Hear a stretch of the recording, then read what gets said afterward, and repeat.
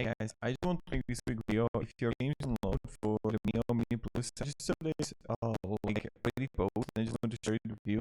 So the person has the same issue with me downloading Onion by going into the retro arc and reset those settings.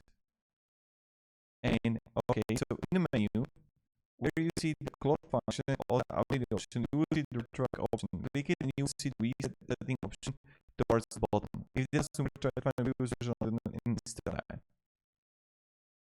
And also on the main menu, press select and then hit refresh all rules. So this is something that you want to do. And maybe it's going to fix the issue.